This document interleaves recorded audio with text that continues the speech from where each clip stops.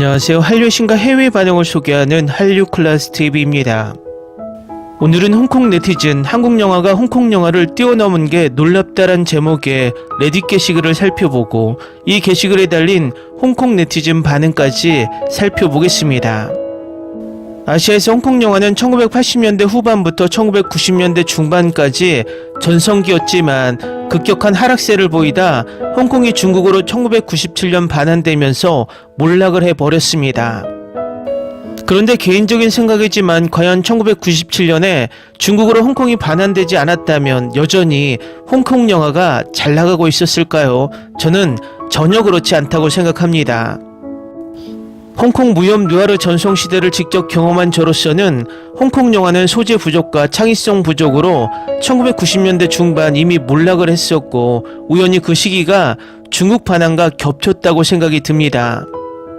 매번 김용 작가의 의천도령기, 녹정기, 천룡팔부, 신조협료, 소강호, 사조영웅전 등 한 작가의 작품만 우려먹다가 지금의 할리우드가 히어로들을 우려먹다 흥행참패를 당하는 것과 같은 상황이었습니다. 홍콩 영화가 전성기 때는 딱 비디오 대여의 전성시대에 맞물렸고 수많은 홍콩 무협 느와르가 폭포수처럼 쏟아졌는데 그 아류작들이 정말 형편없는 작품들이 많았다는 것입니다.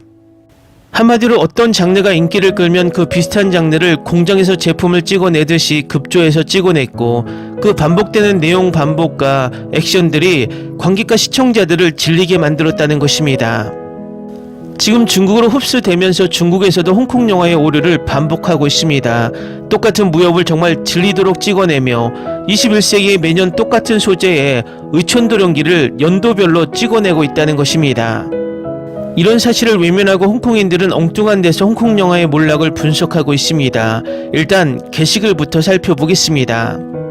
서양에서 고전으로 불리던 많은 영화를 만들었던 홍콩을 한국이 뛰어넘었다는 것이 놀라워요. 어떻게 생각하시나요? 성령, 오삼, 주윤발, 이현걸, 원하평, 임영동, 왕가희 등은 오늘날 영화들에도 영향을 끼쳤어요. 일부는 할리우드와 작업을 하기도 하지만 그들의 토종 콘텐츠는 더 이상 한국 작품처럼 주류가 아니에요. 왜 홍콩 영화는 국제적인 메인스트림에서 사라져버린 걸까요? 중국 본토로 시장이 옮겨가서 그런 걸까요? 실제 주성치 같은 인재들이 본토로 이동했어요. 견자단의 연문 같은 홍콩 영화도 있지만 그건 예외예요. 두기봉 영화같이 질 좋은 홍콩 영화도 한국 영화에 비해 주목을 받지 못하고 있어요. 왜 그럴까요? 다음은 이 게시글에 달린 홍콩 네티즌 반응입니다. 한국 정부는 영화 제작자들에게 자금 지원과 자유를 주잖아. 반면 홍콩 정부는 자금 삭감과 자유를 억압해. 난 홍콩 영화를 좋아하는데 쇠퇴하는 모습을 보니 너무 슬퍼. 놀랄 일이 아니야. 홍콩 엔터테인먼트 산업은 본토 시장에만 신경 쓰니 쇠퇴가 당연하지. 아직도 괜찮은 경찰 영화는 많아. 하지만 예전 위대한 작품에 근접하는 영화는 안 나오는 거지. 거물급 스타들은 돈 때문에 중국으로 갔고 거기에 사스 예전 사태 이후에는 제작비 조달이 더 어려워졌어. 중국은 홍콩 스타 중국 자금으로 공동 작업을 강요하고 있잖아. 거대한 자금 때문에 서서히 홍콩 시장을 장악해갔고 어떤 작품을 만들지까지 결정하고 있어. 언급된 배우들 일부는 중국으로 넘어가서 중국식 영화를 만들고 있고 일부는 검열당하고 있어. 2000년대 초반부터 나타난 현상이고 최근까지도 그 영향이 엄청나. 결국 돈 때문이지. 왜 홍콩은 다른 곳에서 투자를 못 받는 거야? 중국이 아니라 다른 나라와는 협력할 수도 있잖아. 중국이 가장 수익이 많은 시장이야. 그리고 홍콩 오리지널이 가장 성공적이잖아. 다른 외국 프로듀서와의 작품은 그렇게 성공한 것이 없어. 내 요점은 중국은 같은 전략을 세계를 장악하려는 다른 분야에서도 쓰고 있다는 거지. 지나친 상업화와 검열이 창의성을 죽인 거지. 홍콩 영화는 우텐클랜에 영향을 미쳤어. 그리고 쇼브라더스도 여전히 최고의 무술 영화 제작사 중 하나야. 그들이 전반적으로 홍콩 문화에 많은 영감을 준 거지. 한국 영화가 홍콩과 같은 긴 역사를 가지고 있다고 생각하지는 않아. 많은 서구 영화와 비슷한 정도지. 왜냐하면 홍콩은 돈이나 쥐가 많은 것 빼고는 흥미로운 문화가 원래 없었어. 그리고 왕가인은 이미 홍콩 문화의 대부분을 다 다뤘어. 반면 한국과 일본의 영화 제작자들은 철학, 존재, 의미 등을 탐구하고 있어. 어떤 홍콩 영화 제작자들도 이런 생각을 안 하잖아. 홍콩 음악도 그래. 중국 본토와의 관계 때문이 아닐까. 현재 많은 세계 소비자들은 불행히도 중국과 관련된 제품을 보이콧하잖아. 스포츠에서도 비슷해. 많은 중국 운동선수들은 한국이나 일본 선수들처럼 환영받지도 못해. 정말 비극적이지. 맞아, 불행히도 요즘 중국의 어떤 것에도 오명이 붙어. 일본 홍콩 영화는 좋지만 대부분은 쓰레기 같은 것들이야. 내 생각에 한국 영화의 인기는 서양에서 K-팝의 인기와 관련이 있는 것 같아. 미국과 캐나다에서는 맥도날드에서 BTS 해피밀을 판매할 정도로 K-팝이 인기가 많아. 이런 인기는 한국에 대한 모든 것들의 소비로 이어지고 있어. 매우 흥미로운 접근이야. K-팝의 인기가 전반적인 한국 문화에 대한 관심으로 이어진다니. 한국 영화 엔터테인먼트 산업의 부상은 그 나라의 경제와 동시에 일어난 거야. 홍콩 영화도 70년대에서 90년대가 전성기였어. 우리의 국제적인 영향력이 몰락하는 것을 보는 건 좀 슬프지만 한국 영화가 할리우드까지 영향을 미칠지는 의문이야. 인기 있는 한국 영화들은 매우 폭력적이고 시각적인 자극을 기반으로 만들어진 것들이 많아. 한국 영화가 장기적으로 홍콩이나 일본과 같은 영향력을 가질지는 의심스러워. 글쎄, 이미 그들은 동등하거나 더 큰 영향력을 가진 것 같은데 세계적으로 봐도 BTS나 넷플릭스 쇼인 오징어 게임을 모르는 10대들은 없을 거야. 한국은 국제적인 홍보에 엄청난 시간과 자금을 투입했어. 반면 홍콩은 본태에 흡수당해 버린 거지.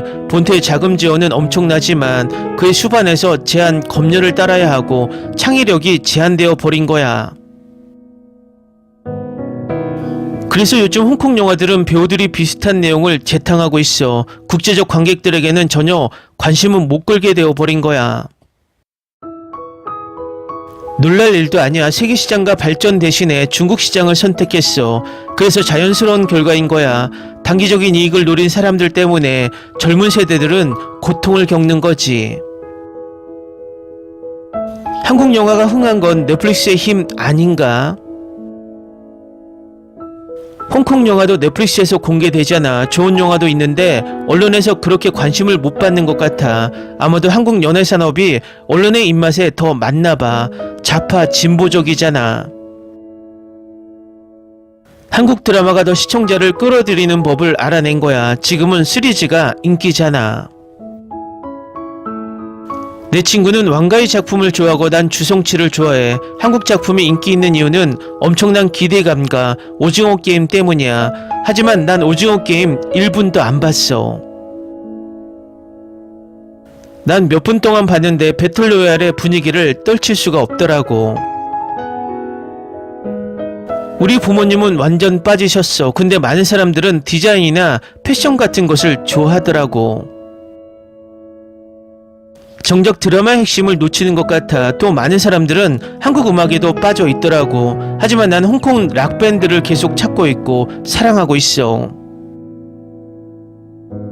내 생각에 K-팝은 좀 더 자극적인 것 같아. 사람들이 홍콩 음악을 접하면 더 좋아하게 될 거야. 그냥 한국 영화가 더 잘 만들어서 그런 거야. 한국 영화는 2000년대를 돌아봐도 올드보이 같은 영화가 있었어. 하지만 그 당시에 홍콩 영화가 더 알려져 있던 것뿐이고.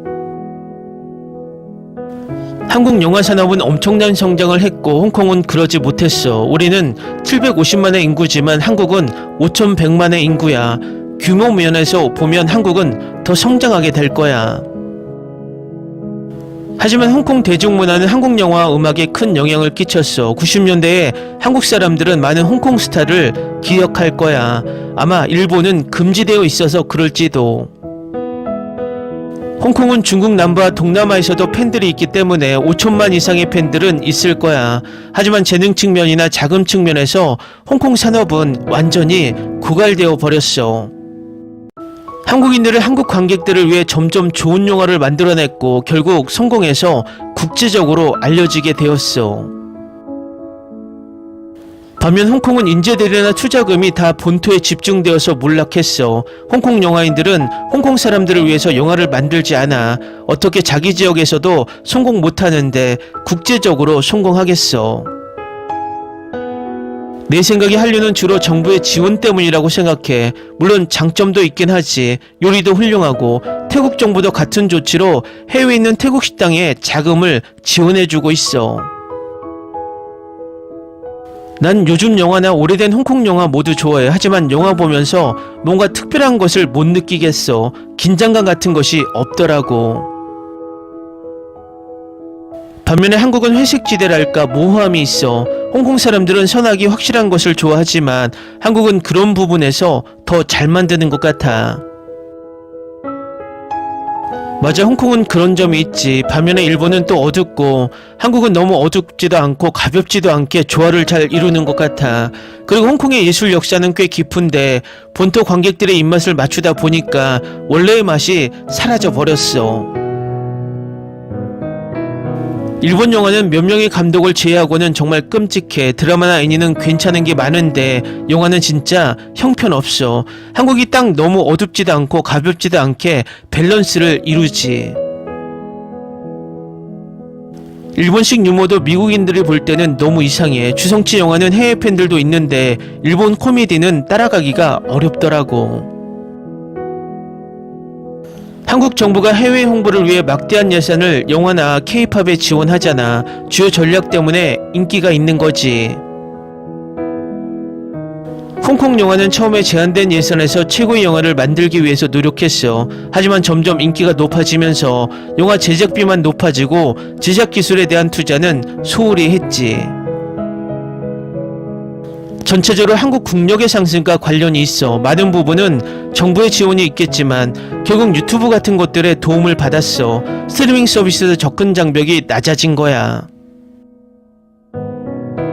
한국 연예 산업은 인터넷 시대의 성장과 함께하고 있는 거야. 반면 홍콩은 너무 중앙 집중화되어 있고 경쟁도 없어서 뒤처진 거야. 매번 똑같은 드라마라서 재미가 없어. 영화도 마찬가지야.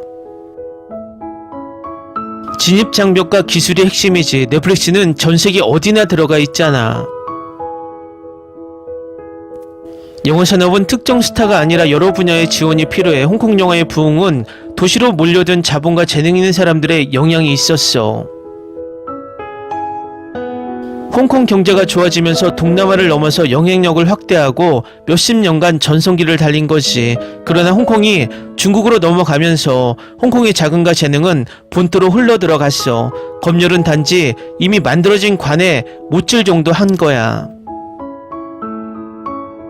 맞아, 중국으로 인재 유출이 심했지. 또 검열은 점점 강화되고. 근데 단지 이런 이유 때문에 미국인들이 홍콩보다 한국 문화에 관심을 가지게 된 걸까?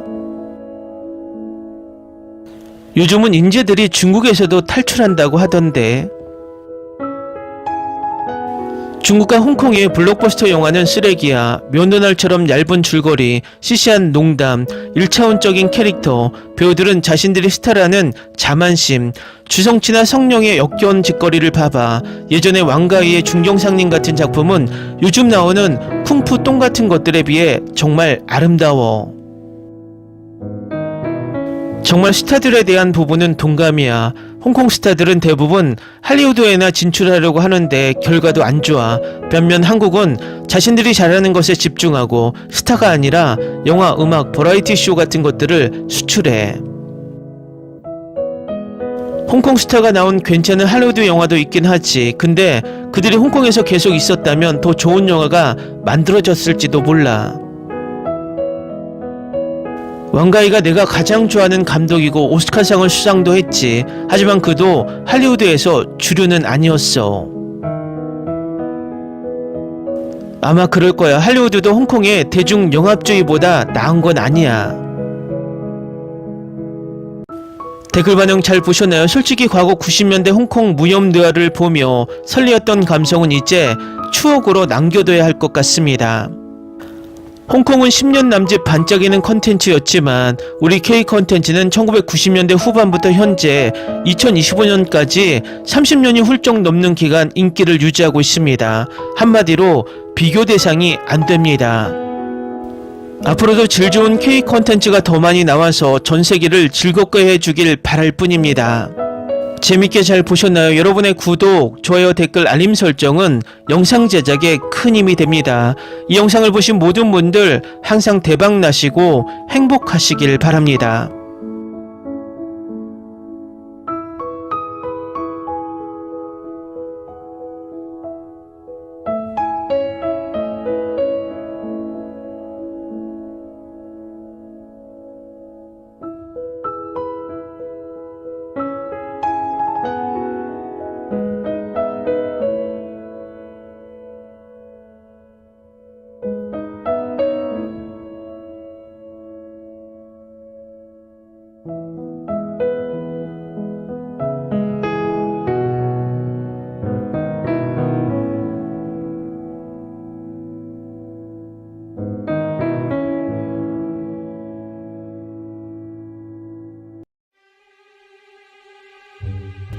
Ni se te ocurra.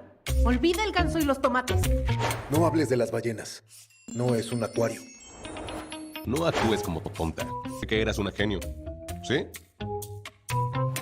No vayas a presumir, a la gente no le gusta eso. Y no digas cosas sin sentido. Y bueno, ¿terminamos? Hasta pronto. Abogada, tengo mucha curiosidad por conocerla.